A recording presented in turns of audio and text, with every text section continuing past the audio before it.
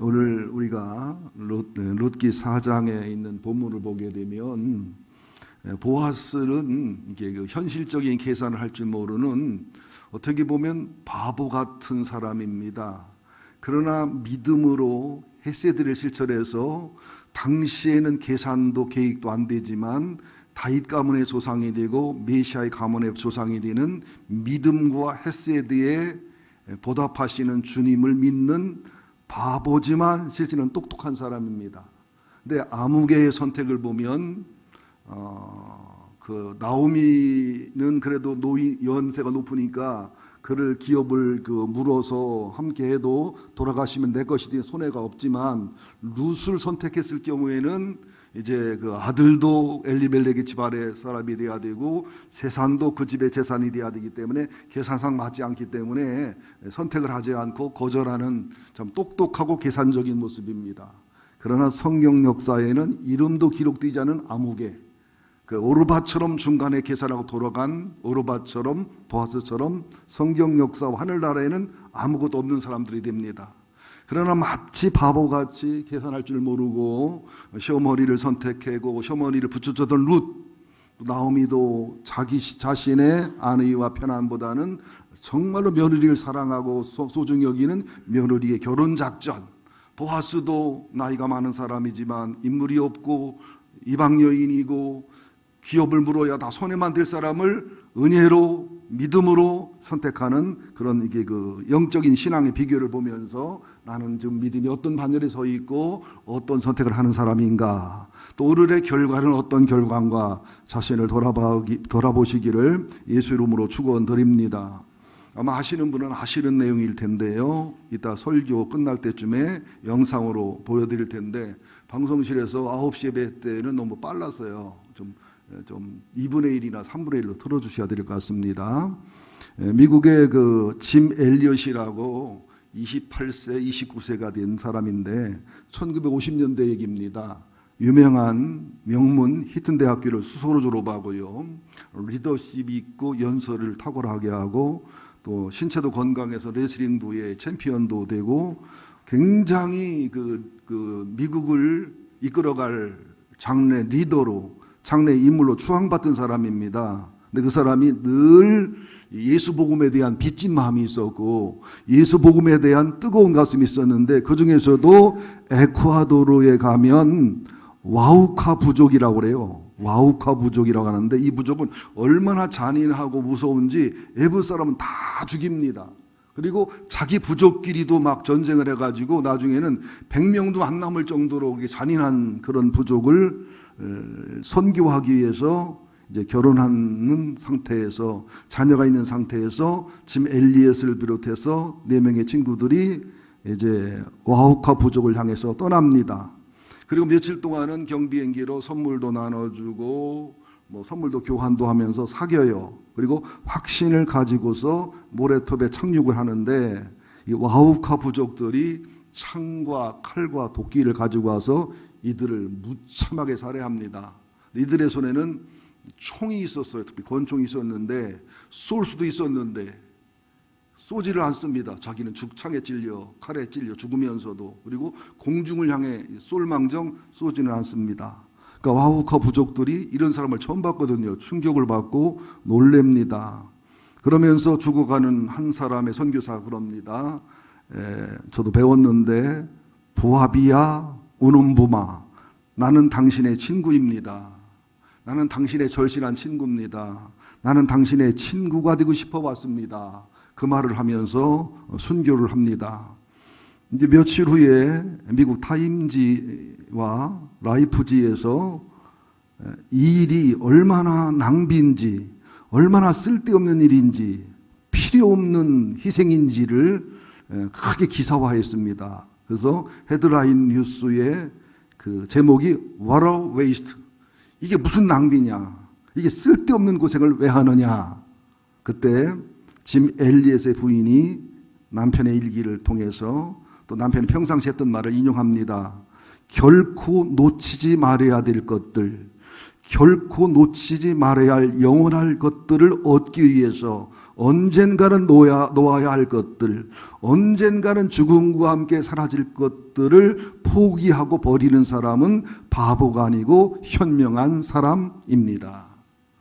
그리고 2년 후에 짐 엘리엇의 부인을 비롯해 선교사 부인들이 자녀를 데리고 다시 와우카 부족을 찾아가 선교를 할 때 와우카 부족의 족장이 묻습니다. 우리는 당신 남편과 아버지를 죽인 원수인데 왜 이렇게 자꾸 찾아오랴, 목숨 걸고 선교를 하냐 그랬더니 하나님이 우리를 사랑했기 때문에 우리도 당신을 사랑한다 이렇게 대답을 합니다.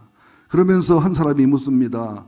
총이 있었는데 그 총을 사용했으면 우리는 다 죽었고 선교사 다섯은 다 살았을 텐데 왜 총을 안 쏘고 죽었는지 나는 지금도 가슴이 먹먹하고 아프다. 그때 선교사 부인이 대답을 했습니다. 예수는 우리를 위하여 죽으러 왔지 우리를 죽이러 온 분이 아닙니다. 우리는 당신 손에 죽임을 당할지언정 당신들을 죽일 마음이 없는 그런 사랑의 마음으로 왔습니다. 그러면서 36년이 지나서 1992년도에 실화입니다. 나봐 모든 내용이 와우카 부족의 언어로 번역된 신약성경 봉헌식이 있었는데 그날 성경 봉독을 한 사람은 선교사 5명을 죽일 때 주동자이던 장로가 됐고 특별히 그 부족장으로서 그 전체를 기획하고 선교사를 죽이는 일을 주도하고 주관한 사람은 와우카 부족의 목사가 되었고 5명이 다 중직자가 됐습니다. 그리고 마지막 남은 와우카 부족이 75명이었는데 75명이 100% 예수 믿고 개종해서 믿음의 사람이 됐습니다. 이게 실화입니다. 그러니까 어떻게 보면 짐 엘리엇과 5명의 친구들은 바보들이지요. 그죠? 젊은 나이에 명문대를 나와서 앞날이 창창하고 아름다운 아내와 자녀가 있고 멋진 삶이 있는데 그것을 다 포기한 바보들이 아닙니까? 그러나 하나님이 하나님을 버리고 사람 된 것말로 바보 사랑이지요. 하나님이 사람 되어서 우리 죄값을 위해서 우리의 저주를 위해서 십자가에 죽으시고 부활하시고 성령으로 찾아오신 것도 바보 사랑이지요. 그 예수의 바보의 사랑, 바보의 은혜, 바보의 헤세드의 사랑이 가슴에 너무 뜨거웠기 때문에 이런 사랑을 할 수 있는 용기와 힘이 있었고요. 짐 엘리엇의 일기를 계속 살펴보면 나는 주님 위에 죽고 싶습니다. 주님 위에 내 몸에 피를 흘리고 싶습니다.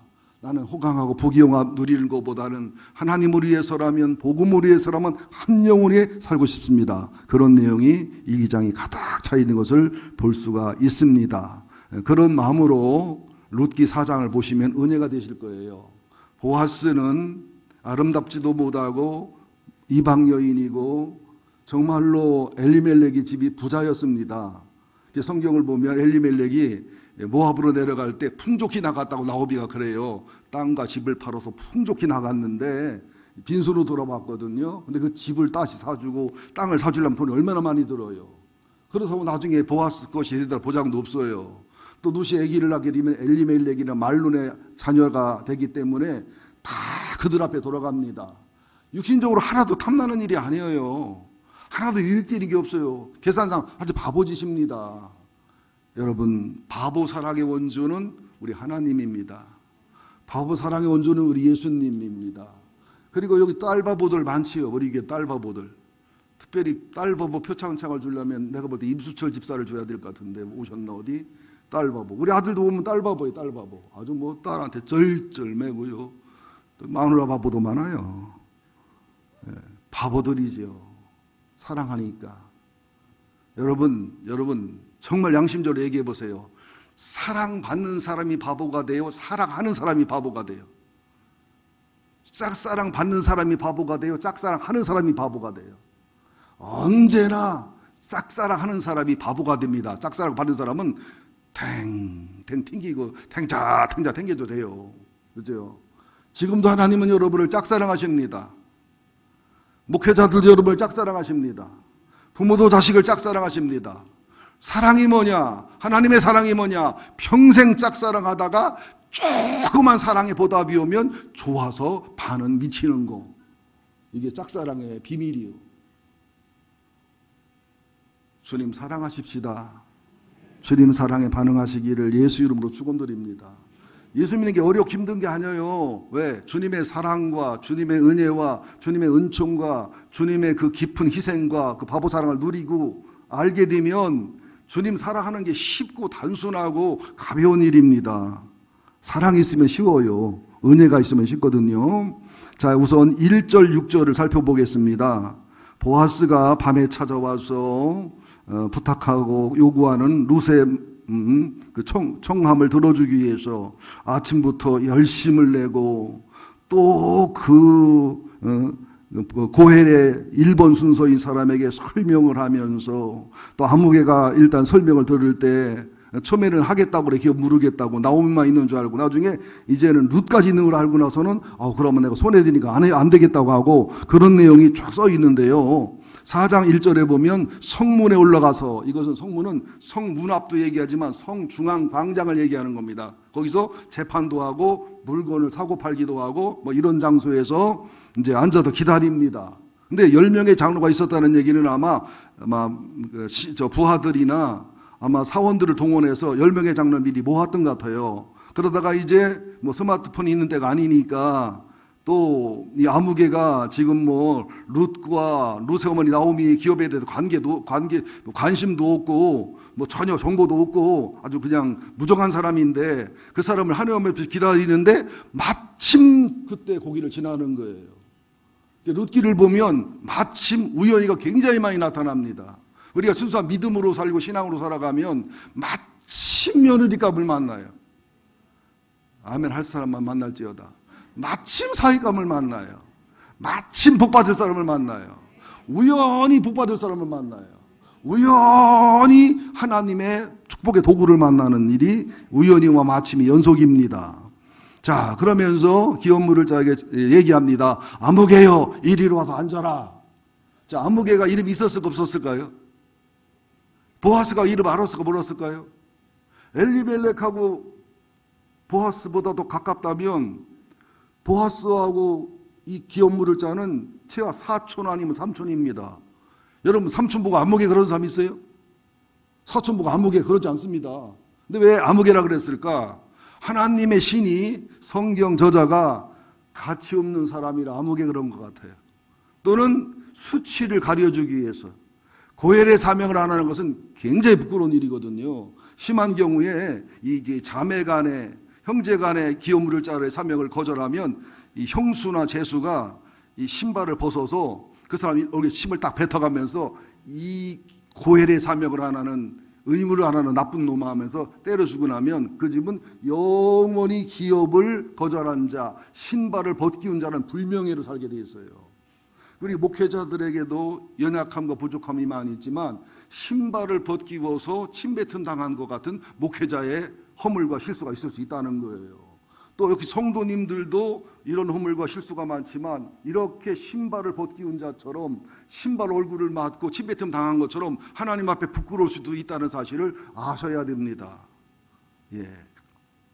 자, 그러면서 아무개 여기 앉으라 하면서 성읍장로 10명을 청하는데 2-3명의 증인이면 충분한데도 불구하고 막 충분한 증인을 세워서 쭉 설명을 하는 겁니다.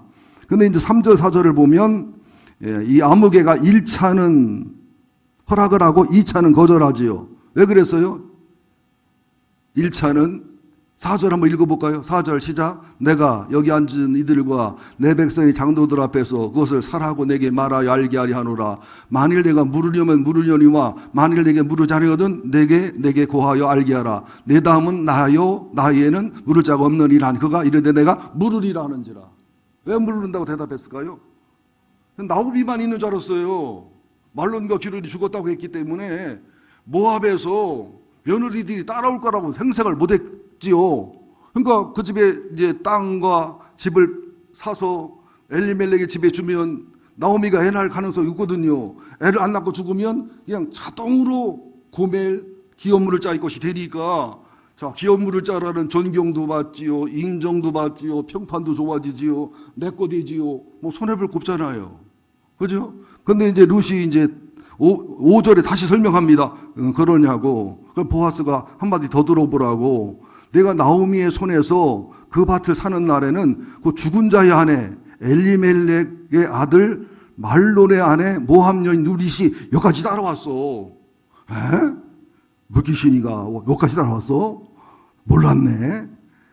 그래서 이제 자네가 결혼하면 모압 여인 누들 아내도 사서 아내를 삼어야 돼.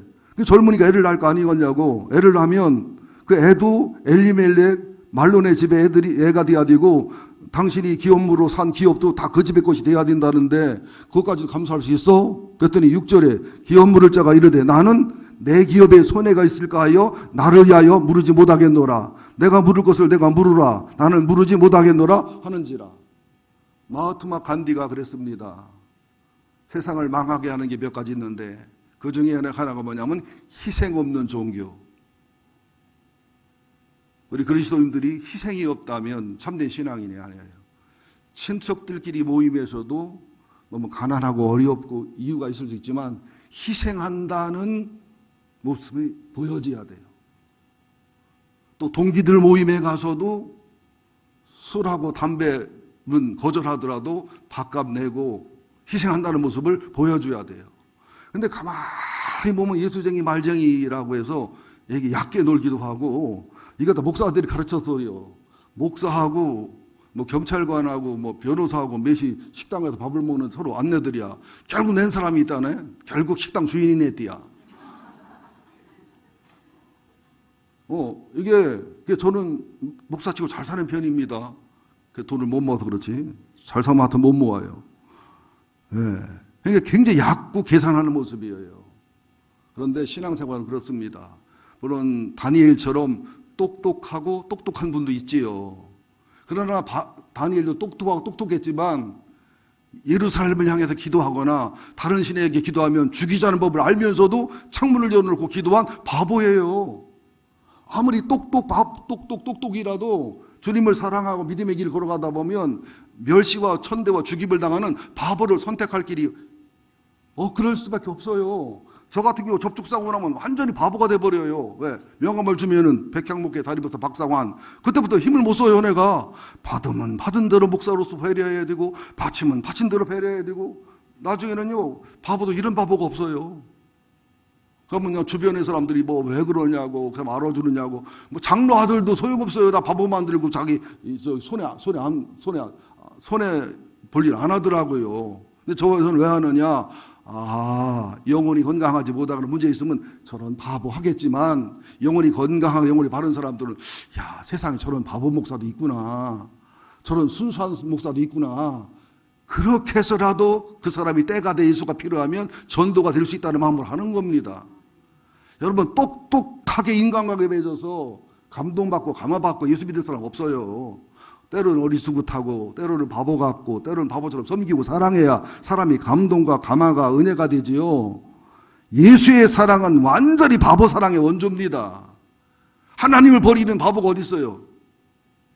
십자가에서 죽는 바보가 어디 있어요? 바울도 보세요. 사울일 때는 똑똑한 사람이었어요. 똑똑 바보니까 하나님과 예수님과 복음을 핍박하잖아요. 그래서 담메색 도상에서 눈을 뜨고 영의 눈이 열리니까 바보 똑똑이 되잖아요. 하나님과 복음을 해서 자기를 버리는 사람이 되잖아요. 자, 그러면서 보아스는 똑똑 바보예요. 근데 보아스는 바보 똑똑이고 이 아무개가 똑똑 바보입니다. 근데 참 희한한 걸 제가 하나 발견했는데요. 희한한 걸 발견했다면 눈을 쫑긋 길을 세우고 눈은 저를 쳐다봐야 되는 거예요. 출애굽기 1장 15절에 보면 애굽 왕이 당시에 히브리 사람들이 남자애를 낳으면 나일강에 빠쳐 죽이고 여자애를 낳으면 살려두라 하겠어요. 나중에 애굽에 며느리 삼으면 되니까. 그런데 히브리 산파들이 얼마나 하나님을 사랑하는지, 얼마나 하나님을 두려워하는지 목숨 걸고 모세를 비롯한 남자들을 살려냅니다. 그랬더니 히브리 출애굽기 1장 15절하고 룻기 4장 1절 이하 부분을 비교해 보면 여기 보아스하고 아무개가 나오는데, 출애굽기 1장 15절에도 그냥 이 산파 이름을 아무개라고 해도 충분하지요. 그런데 히브리 산파 시브라라는 사람하고 히브리 산파 부하라는 사람에게 말하되, 산파들이에요. 가치없는 여인들인데도 하나님의 명령을 따르는, 하나님의 질서를 따르는, 그죠? 생명을 보호하는 사람들이라 시브라하고 부라라고 성경에 이름을 딱 써놓습니다.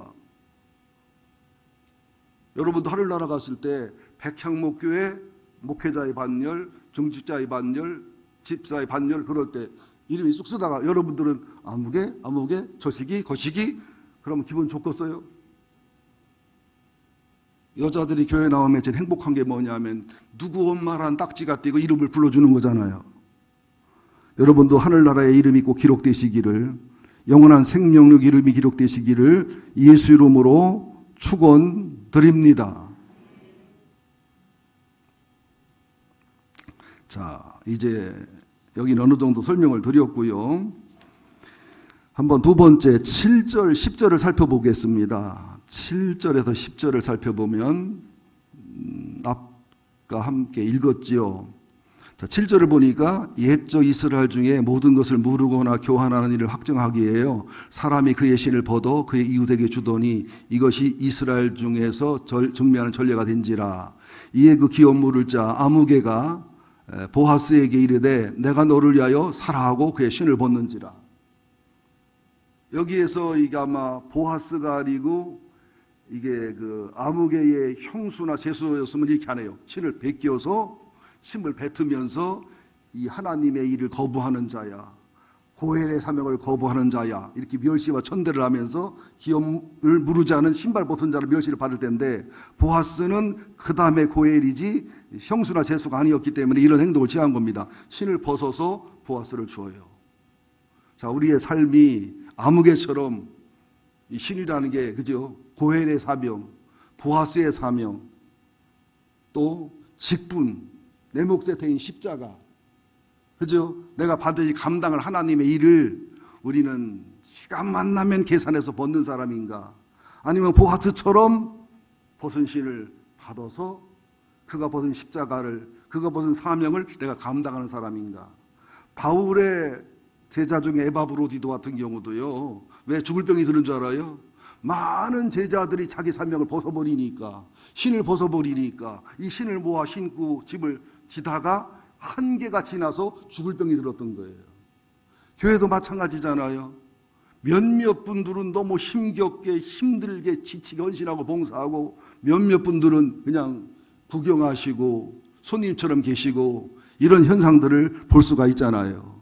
지금 내 신앙이 성도로서의 기본과 기초인 신을 신고 있느냐, 또 직분자로서의 기본과 기초를 감당하는 신을 신고 있느냐, 또 사명자로서 비전자로서 내가 하나님 앞에서 과연 나는 내 몫에 대인 십자가를 짊어지는 것은 신을 벗는 거고, 십자가를 벗는 것은 신을 벗어서 남을 주는 거예요. 여러분은 신을 벗어서 남을 주는 사람입니까? 아니면 신을 파서 신는 사람입니까? 대표기도도 어쩔 수 없을 때는 그렇게 이해하지만, 대표기도의 신을 그냥 시간만 나면 벗어서 남을 주는 사람이 있어. 그러면 다른 집사나 다른 권사가 대표기도 신을 파서도 신어야 돼. 없으면 그냥 설교할 목사가 해버리는 거야. 우리도 그거 하나 만들어야 되겠다. 교회 옆에다가 신 하나 붙이는 거 이렇게 하나 만들어서, 이 집은 신을 벗은 집입니다. 백향목교회. 또 하나는 이 집은 벗은 신을 받아서 신은 집입니다. 그냥 말로만 그러는 거예요. 그랬더니 얼굴색이 교용기지 뭐. 교회 옮기는 것은 교회를 벗은 인간이라 더 못된 인간입니다. 붙여줘야 돼. 필요에 따라서 신을 벗을 때가 있어요. 주님의 섭리 속에. 또 필요를 따라 교회를 옮겨야 될 때도 성령의 뜻 따라 있습니다. 그것을 제라하면 안 되지요. 그러나 그렇지 않은 경우에도 신을 벗거나 십자가를 벗는 것은 이렇게 아무개의 부끄러움, 영원한 아무개로서의 기록이 하늘나라에 있다는 사실도 기억하라는 거예요. 지옥 가는 것만 무서워하지 마시고 하나님 앞에 아무개가 되는 거. 자, 성경에 아무개 반절 불러줄까요? 야곱의 12아들 중에 큰아들, 아버지의 선물을 범한 루벤, 또 아브라함의 큰아들 이스마엘, 이삭에게 밀려나잖아요. 야곱의 형 에서, 사울왕, 우사, 하만, 에스더 보르드게 죽이다가 자기가 죽은 하만, 또 가룟 유다, 헤롯왕, 바울을 버리고 떠난 데마, 헌금을 드리는데 거짓말로 드리다가 목숨을 잃게 된 아나니아 삽비라, 또 아합과 이세벨, 압살롬, 암논, 아도니아, 가인, 함, 빌라도, 수없이 많은 신발 벗은 자들이 있습니다. 반대로 벗은 신을 받은 자들도 굉장히 많지요. 그레네 시몬 같은 경우도 억지로 십자가를 진 거 아닙니까? 억지로 십자가. 근데 억지 십자가 진 후에 그 사람이 기독교인이 됩니다. 주님의 고난과 죽음을 보면서. 그리고 그 아들들이 초대교회의 최고의 감독과 명품의 믿음의 집안이 됩니다. 가끔은 억지로도 십자가 지는 것이 복이 되더란 사실을 기억해야 됩니다. 근데 여기 7절에 보면 참 안타까운 게 있어요. 그의 신을 벗어 그의 이웃에게 주더니 이것이 이스라엘 중에 정명한 전례가 된지라. 이에 8절 이에 기업물을 아무개가 보아스에게 이르되 내가 너를 위하여 살아하고 그의 신을 벗는지라. 보아스야, 나는 이거 부담돼 못하고 계산상 안 맞아 손해가 되고 못하니까 너를 위해서 내가 하라. 아니 저는 부담돼서 벗으면서 왜 남한테는 그걸 사라고 주냐고. 이걸 어떻게 설명해야 되냐면 저를 쳐다봐요. 돈 얘기할 테니까. 저기 여기 옛날 설렁타치 옆에 가면 1등 11번 당첨된 집이 있어요. 토요일날 봐도 줄이 막 깁니다. 거기 가서 샀는데 22억이 됐어. 근데 막 바람 불고 비가 오고 귀찮아. 누구누구 줄라르기 귀찮으니까 나한테 전화한 거야. 010-2043-7441로 전화해가지고 목사님 22억이 됐는데요. 바람이 불고 비가 오고 몸이 으시그시 귀찮아서 누구 죽이는 그렇고 목사님 받아가시래 사모님하고 타셔다가 10%만 줘 주시고 10% 목사님 11조 하시고 나머지 목사님 가지세요. 그럴 사람 손 들어보세요. 절대 안 들지요. 눈보라가 치고 영하 40도 50도가 되고 그죠? 또 팬티만 입고 와야 준다고 해도 팬티만 입고도 가. 팬티 벗고 와도 된다면 벗고 그것도 조건을 가져갈 거예요. 우리가 신앙생활하면서 너무 쉽게 짐을 벗어요.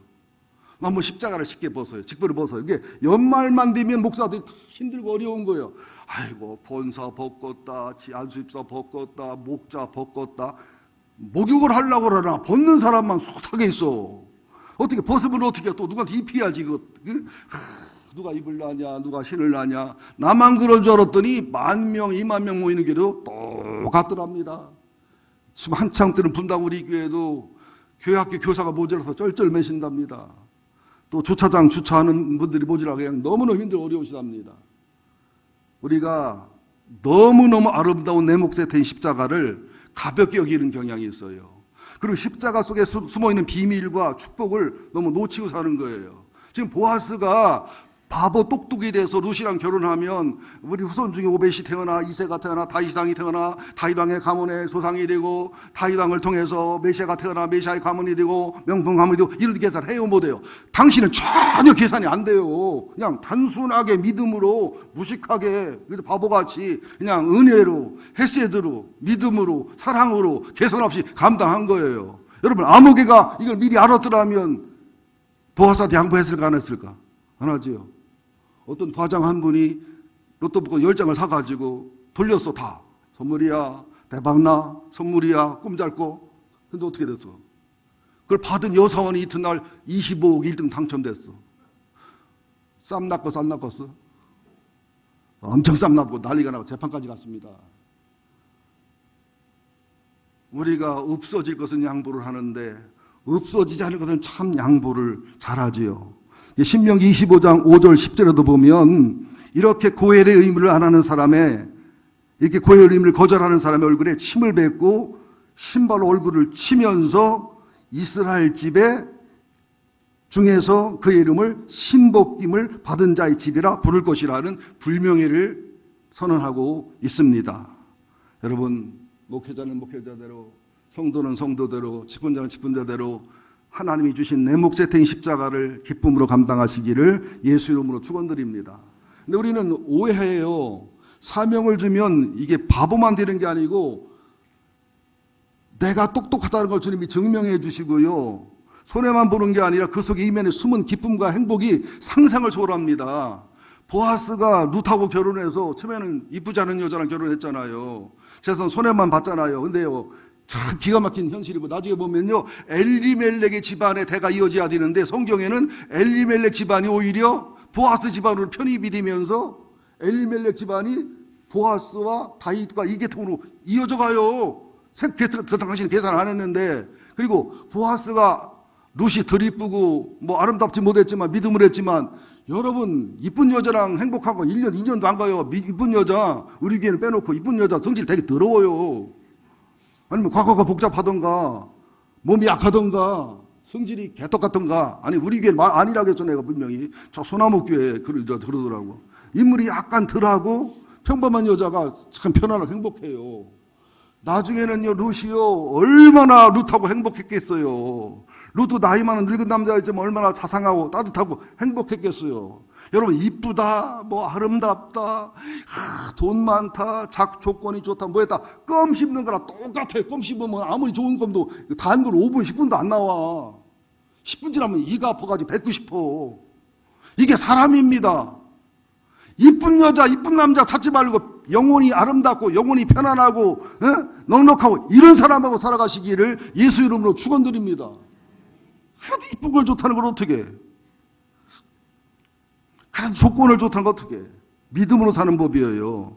여러분, 조금 시간이 갈지 모르겠습니다만은 옛날에 성경책 누가복음, 마태복음을 파는 권서라는 사람들이 있었어요. 권서. 이 사람들은 이걸만 팔아서 먹고 살기 때문에 수입이 적어서 아주 가난한 집에서 자고 아주 열악한 음식을 먹고 살아갑니다. 근데 유명한 권서인, 보온교회를 세운 권서인 김성우에게 나귀가 한 마리 있는데 이 나귀는요, 얼마나 쾌활하고 행복함이 많은지 힘든 고개를 넘어도 멀리 가도 가장 기쁜 표정에 행복한 표정에 발걸음이 막 그냥 경쾌했다고 그래요. 어저께 나중에 별명을 종달새라고 져줬대요. 나중에는 외국 신문과 방송에도 막 나왔답니다. 그렇게 기쁨과 즐거움이 넘쳤는데 이걸 빗대어서 사명의 신비는 겉으로는 힘들어 보이고 어려워 보이지만 속으로는 매우 즐겁고 매우 기쁘고 행복한 겁니다. 보아스가 룻을 선택하는 희생과 바보짓을 했지만 그 이후에 우리가 상상 못하는 기쁨과 행복과 즐거움이 많았고요. 룻도 어머니를 희생하고 바보짓을 했지만 그 후에 룻의 기쁨과 행복과 즐거움과 보상과 의로와 존귀는 이루 말할 수가 없었다는 사실을 아셔야 됩니다. 사명이 아우톨레로스입니다. 히라보로 아우토는 자신을 말하고 텔로스는 목적을 의미하는데 아우토텔로스는 목적 자체를 의미하고 사명 자체를 의미하는데 그 사명 속에는 하나님의 보장과 하나님의 기쁨과 하나님의 사랑과 하나님의 의로와 천국의 상급에 대한 영적인 증명과 증거와 내 멍에는 씻고 내 짐이 가볍다고는 그것이 이루어지는 게 사명입니다. 윤동주는 그래서 그의 십자가에서 괴로웠던 사나이 예수, 그러나 행복했던 사나이 예수 역설을 얘기합니다. 그렇게 괴롭고 힘든 십자가와 고난의 길이었지만 우리를 사랑하고 우리를 살려내는 기쁨과 영광의 길을 그가 걸어갔다는 거예요. 그러니까 이렇게 표현합니다. 괴로웠던 사나이 행복한 예수 그리스도에게처럼 십자가가 되게 허락된다면 모가지 들이오고 꽃처럼 피어나는 피를 어두워가는 하늘 밑에 조용히 흘리겠습니다. 이게 형용모순이거든요. 역설이거든요. 이게 사명의 신비입니다. 세상의 쾌락과 명예와 권세와 세상의 즐거움은 이것도 형용모순입니다. 그렇게 행복해 보이는데, 그렇게 멋있어 보이는데 말할 수 없는 갈등과 말할 수 없는 괴로움과 표현할 수 없는 잔인함과 표현할 수 없는 도전과 표현할 수 없는 사기와 표현할 수 없는 공격과 표현할 수 없는 어려움을 맞이하게 돼 있다는 사실입니다. 일제시대 온 어머니가 장작을 이고 시장에 가서 보리쌀이라든지 소를 머리에다 이고 올 때 뭐라고 하신 줄 알아요? 어느 시집에 나옵니다. 무거울수록 가벼워라. 에? 나무도 팔아서 이 조의 무게가 보리쌀의 무게가 무거울수록 가벼워라. 왜? 남편 먹이고 자식 먹일 기쁨과 행복 때문에 무거울수록 가벼워라. 그런데 반대로 가벼울수록 무거워라. 가벼울수록 무거워라. 아멘 할 때까지. 무거울수록 가벼워라. 가벼울수록 무거워라. 그럼 여러분 묻겠습니다. 금기를 쌓아놓고서 여러분 감당할 것만큼만 가져가세요 하면 1kg만 딱 가져갈 사람, 2kg만 딱 가져갈 사람, 얼마큼 가져갈까? 허리 부러지기 직전까지. 이빨에 물구서라도 갈 정도까지. 우리 딸내미 친정에 오면 양손에 들고 나니 이빨에 물고 가. 그래서 우리는 하늘나라를 사모하고 사랑하는 사람이 돼야 돼요. 이 세상도 주님이 책임져 보장해 주면서 우리가 똑똑 바보가 아니라 바보 똑똑의 삶을 살게 되고, 때로는 똑똑으로 사는 하나님의 보장과 책임이 있음을 믿으시기를 예수 이름으로 축원드립니다. 자, 9절 10절 함께 봅니다. 시작. 보아스가 장로들과 모든 백성에게 이르되 내가 엘리멜렉과 기론과 말론에 있던 모든 것을 나오미의 손에서 산 일에 너희가 오늘 증인이 되었고, 10절 또 말론의 아내 모함 여인 루스를 사서 나의 아내로 삼아 그의 죽은 자의 기업을 그의 이름으로 세워 그의 이름이 그의 형제 중과 그곳 성문에서 끊어지지 아니하게 하며 너희가 오늘 증인이 되었느니라 하니. 이게 주님의 길이에요. 이게 선지자의 길이에요. 보아스는 예수를 상징하고 룻은 우리 바르게 예수 믿는 성도를 상징하는 겁니다. 그러니까 룻이 은혜와 사랑을 베풀 수 있었던 것은 어머니 은혜를 먼저 경험했고 보아스의 은혜를 경험했기 때문에 나도 은혜를 베풀 수 있었던 것이죠. 우리 보아스인 예수님의 은혜가 우리 교회는 넘쳐 흘려야 되겠습니다. 아울러 그 은혜를 듬뿍 입은 룻과 나오미들이 작은 보아스가 돼서 그런 은혜와 사랑을 나눠주는, 여러분 선교 단체라든지 복지관이라든지 국가 단체라든지 많은 사랑과 섬김을 줄 수 있어요, 수준 있게. 그러나 진짜 나오미와 보아스와 하나님과 예수님의 은혜는 교회만이 줄 수가 있는 유일한 것입니다. 은혜가 충만히 흐르는 가운데 진리가 가고 말씀이 흘러야 될 줄로 믿습니다. 너무 잘 아시는 얘기지만 미국이 제정 러시아로부터 알래스카를 구입할 때 비하인드 스토리 잘 아시잖아요. 1867년 3월 3일 러시아는 알래스카를 20만 달러, 현재 돈으로 말하면 16억 7천만 달러, 한 20조 정도 될 겁니다. 1헥타르당 5센트로 계산해 팔았는데요. 현재 대강 계산해 보니까 수조 달러니까 한 2천억, 2천조, 3천조, 몇천조지 계산이 안 나와요. 이게 최하 1000배, 10,000배가 가치가 높은 겁니다. 당시 미국 대통령 앤드루 존슨하고 이걸 주도했던 월리엄 스워즈는 멍청한 사람들, 바보 같은 사람들, 집에 냉장고가 없어서 그렇게 큰 냉장고가 필요했냐, 별의별 욕을 다 먹었습니다. 또 제정 러시아의 바보 같은 황제하고 바보 같은 황제 동생은 굉장히 칭찬을 받았습니다. 그 황무지 땅을 세상에 2천억이나 받고 팔았다고, 참 잘했다고. 20년이 지나고 어떻게 됐습니까? 똑똑 바보들은 등신이 돼서, 그죠? 레닌의 쿠데타가 나서 망했고, 바보 똑똑들은 엄청난 영웅이 됐고, 엄청난 알래스카가 49번째 주로서 관광 수입과 광물 수입은 이루 말할 수가 없습니다. 우리가 아들, 딸을 결혼시켜도 제발 똑똑 바보로서 이렇게 결혼을 시키지 말고 바보 똑똑으로 결혼을 시키는 비밀을 터득했으면 좋겠어요. 사랑하는 똑똑 바보 여러분들, 오늘 이 시간부로 바보 똑똑이 되시기를 예수 이름으로 축원드립니다. 아브라함은 바보 똑똑이었어요. 룻은 똑똑 바보였어요. 결론이 뭡니까? 가나안 땅과 소돔과 고모라요. 오르바는 똑똑 바보, 룻은 바보 똑똑이었습니다. 결과는 어떻습니까? 아무개는 똑똑 바보였습니다. 보아스는 바보 똑똑이었습니다. 바울은 바보 똑똑이었습니다. 데마는 똑똑 바보였습니다. 바보 똑똑이었습니다. 베드로는 바보 똑똑이었습니다. 가룟 유다는 똑똑 바보였습니다. 마지막 이제 결론 4장 11절 12절을 마무리하겠습니다. 11절 12절 같이 봅니다. 시작. 성문에 있는 모든 백성과 장로들이 이르되 우리가 증인이 되나니 여호와께서 내 집에 들어가는 여인으로 이스라엘 집을 세운 라헬과 레아와 두 사람과 함께 하시고 내가 에브라에서 유력하고 베들레헴에서 유명하기를 원하며. 1절 보고서 11절 보고 해석합시다. 이게 무슨 말이냐면 모든 백성들과 장로들과 정인들이 엄청나게 칭찬하는 겁니다. 아무개를 보면서는 에이 계산만 하는 놈, 그죠? 평상시도 쪼다들이 쪼다 같은 놈, 그죠? 쪼다란 말 알아요? 모르는구나. 이게 오종종하고 이게 아주 인색하고 이게 그런 걸 쪼다라고 그래요. 교회 오면 쪼다가 왔다로 변해야 되는데 교인 중에 쪼다가 많아. 우리 교회는 없어. 소나무 교회 가야지. 쪼다라고. 그런데 그냥 보아스는 칭찬하는 거예요. 뭐 이방 여인이지요. 계산상 만만한 거 하지요. 덕이 많지요. 사랑이 많지요. 훌륭하다 소리를 듣는 거예요.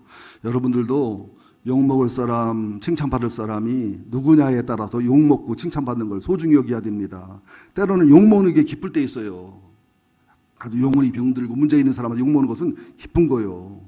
그런데 영혼이 문제가 있고 문제 심각한 사람이 칭찬하는 것은 굉장히 가슴 아파야 될 일입니다. 그래서 에브랄에서 유력하라는 것은 유력한 보아스, 현숙한 룻을 얘기한 것처럼 영혼 풍년, 육신 풍년 속에 진정한 축복과 진정한 은총이 넘치는 유력한 집안이 되라는 거예요. 그리고 베들레헴에서 유명하라는 것은 이 집안을 통해서 다윗 왕이 태어나고 이 집안을 통해서 메시아가 태어난 걸 알지 못하지만 깨닫지 못했지만 이 보아스의 믿음과 보아스의 결단을 볼 때에 그런 에브람의 유력함의 영혼 풍년, 육신 풍년하고 로얄 패밀리가 될 수 있는 다윗 가문과 메시아 가문의 복을 충분히 받을 만하고 인정하고 칭찬하고 축복해 주는 겁니다. 여러분 이런 칭찬과 복을 누리시기를 예수 이름으로 축원드립니다. 그리고 할 말이 많지만 한 세 사람이 인상을 쓰기 때문에 서두르는 내 심정을 이해하시고요. 12절 마지막 부분입니다. 시작. 여호와께서 이 젊은 여자를 말미암아 내게 상속자를 주사 내 집에 다말이 유다에게 낳아준 베레스의 집과 같게 하시기를 원하노라 하니. 여기는 굉장히 이상해요. 저 쳐다보세요. 성경을 모르는 사람 하나도 안 이상할 텐데 성경 아는 사람 이상해요. 자, 유다가 아들이 셋이었지요. 다말이 큰아들을 결혼했는데 애를 못 낳고 하나님이 악해서 큰아들을 죽였어요. 둘째 아들을 이제 계대 결혼시켰더니 둘째 아들이 애를 낳으면 이 형의 애가 되잖아요. 재산도 형의 거가 되니까 부부 생활하면서 땅에다 설정을 한 거예요. 임신이 안 되게. 또 하나님이 죽여버렸어요. 그럼 아들 둘 죽은 게 며느리 잘못이요? 본인들 잘못이요? 본인 잘못이지요. 근데 시어머니, 시아버지들은 며느리가 잘못된 걸로 보인다고 이게. 옛날에 딸만 낳았다고 내쫓는데 그 딸 아들 낳는 거 자기 아들이 결정하는 거예요. 며느리 아무 지 없어. 씨라 준 대로 낳는 거지. 그죠? XY도 모르고 YY도 모르고 무식해가지고. 그러니까 셋째 아들을 안 주니까 대는 이해해야 되니까 상녀로 꾸며가지고 그죠? 유혹을 해서 동침을 해서 임신하니까 유다가 약한 거 보세요. 이거 보라고 자기 셋째 안 주고 생각 안 하고 임신해서 세상에 이 과부로 살아야지. 그러니까 다말이 딱 증거를 내놓잖아요. 저랑 동침하고 저 임신 시기에 애기 아버지가 이 도장하고요, 이 도장끈하고요, 이 지팡이를 줬는데 좀 보실래요? 지팡이가 길어서 부랬어. 보실래요? 그랬더니 유다가 누구 거예요? 자기 거예요. 네가 선하고 내가 악하다. 그래서 태어난 게 베레스와 셀라입니다. 베레스와 세라.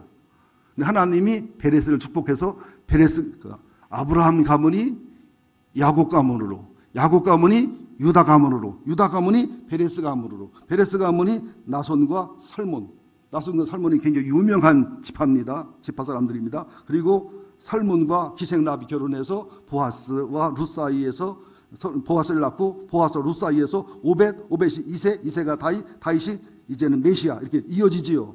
그런데 창세기 49장에 보면 12아들을 축복하는데 유다에게는 뭐 사자의 능력, 사자의 권세에서 메시아, 그리스도의 축복이 엄청나게 주어집니다. 또 11번째 요셉에게는 이 땅의 축복과 세상의 복이 주어집니다. 그러면서 민수기 26장 20절에 보면 명품 지파, 유다 지파의 가문 중에서 베레스의 가문이 최고의 명품 가문이 되고 번성한 지파의 번성한 가문이 됩니다. 거기서 나온 나손이나 살몬은 위대한 그 지역 대표고 지파 대표고 또 이스라엘 땅을 점탐하기도 하고 가나안 여리고를 정탐하기도 하고 이런 민족이 됩니다. 그러면서 이는 복과 은혜가 임하는 거예요. 그러니까 시아버지하고 며느리가 동침해서 난 집안을 왜 복의 모델을 삼을까? 우리는 이해가 안 가지요. 당신은 계대 결혼을 합니다. 예수님이 천지 창조할 때도 아담과 하와만 만들었어요. 그러니까 가인과 아벨이 태어났단 말이에요. 그죠? 근데 아벨이 죽었는데 가인이 누구랑 결혼했어. 그러면 하나님이 안 맞는 또 이상한 진화론의 사람이 있었나 보지? 거기도 성경에 기록되지 않은 많은 딸들이 있었다는 얘기예요. 그 당시는 근친 결혼이 죄가 아니에요. 근친 결혼을 할 수밖에 없는 상황인 거예요. 창세기 상황은 그런 상황입니다. 그리고 윤리적 도덕적인 죄가 되지만 가문의 대를 잇는 계대결혼의 법을 볼 때는 다만은 의대한 거예요. 그런 비참한 비난, 그런 비참한 조롱, 멸시, 천대를 감수하면서까지라도 믿음에 대해 신앙대를 이어가는 마리아가 주의 계집종이 주의 뜻대로 되리다, 그 이상한 헌신을 얘기하는 겁니다. 이걸 통해서 보아스가 그런 은혜를 베풀고 있다는 거예요. 룻이 그런 은혜의 사람이라는 거예요. 나오미가 그런 은혜의 사람이라는 거예요. 그렇기 때문에 네 집안이 야곱의 12아들들의 그 집안처럼, 네 집안이 아브라함의 집안처럼, 네 집안이 베레스의 집안처럼, 네 집안이 다윗의 가문처럼, 네 집안이 메시아의 가문처럼 그런 명품 가문, 명품 일생, 명품의 삶을 살 거라고 하면서 그 이후에 보면요, 보아스의 삶이 엄청나게 아름답고 룻의 삶이 엄청나게 아름답고 상상을 초월하는 건강하고 복된 복을 누리는 걸 볼 수가 있습니다. 여러분, 똑똑 바보가 되지 말고 바보 똑똑으로 살아가시기를 예수 이름으로 축원드립니다. 보아스는 예수를 상징합니다. 룻은 우리 성도를 상징합니다. 하나님의 은혜, 예수의 은혜를 누리는 룻이 되시기를 바랍니다. 그러면서 우리도 그 은혜와 사랑을 입었으니 또 교회를 찾아온 룻과 보아스들에게, 작은 룻과 나오미들에게 작은 보아스가 돼서 하나님의 은혜, 예수님의 은혜, 사랑을 전달하고 보여주는 은혜와 사랑이 충만한 교회가 되기를 예수 이름으로 축원드립니다.